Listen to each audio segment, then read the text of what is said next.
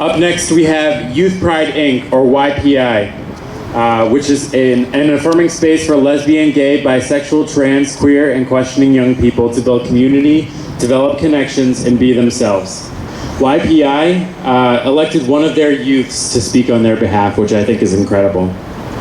With that, here is recent high school graduate and longtime active youth member of YPI, Fernando Gonzalez.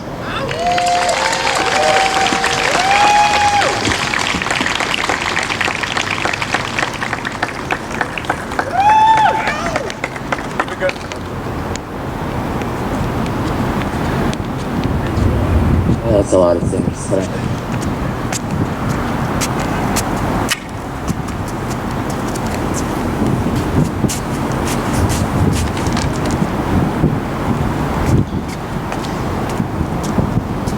Hi, good afternoon.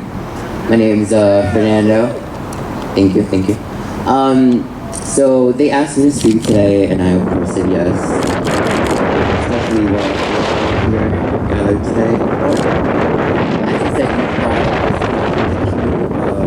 Center, we help youth 24 and under. We have food pantries, we have sexual education, we have HIV testing.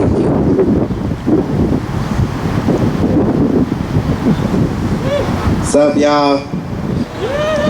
Sorry about that. All right, so my message is brief. I've been saying this over and over again for quite a while. My message is about acceptance and change within our community. I've been in the scene, as some of y'all will say, for about a year now.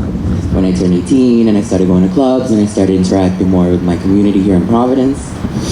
And I was met with something different, something that I was not expecting. Just because we have our motto, we were born this way and we accept and love everybody, but sometimes that's not the case. I don't understand how we demand the world to accept us if we can't even accept ourselves. There's just so much segregation within our community between fats and femmes and masculine and feminine and top and bottom and who does this and who does that. And it's draining and it's tiring and it's overwhelming.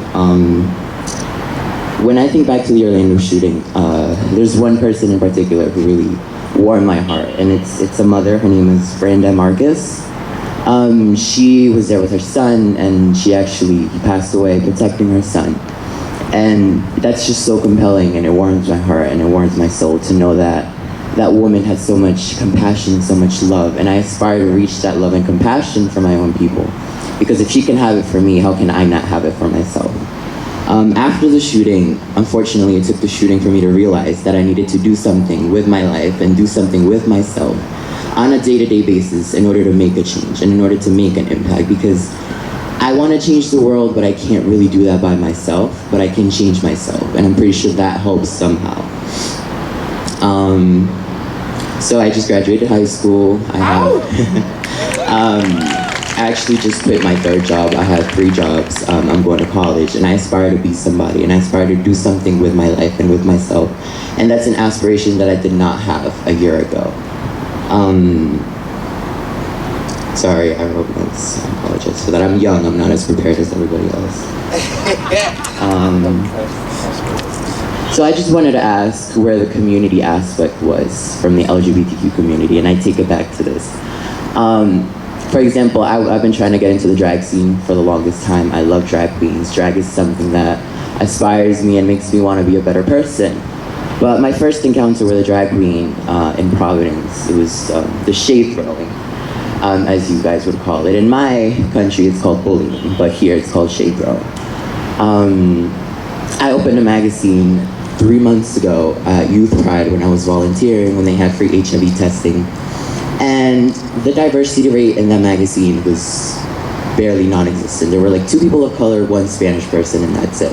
And I look around and that's the case. And I'm not necessarily blaming white people, because we as Spanish people, we as Latinos, we as Black people, we also have to show up and do our part. But I don't want to be represented by this Eurocentric standard, of what the LGBT community is about.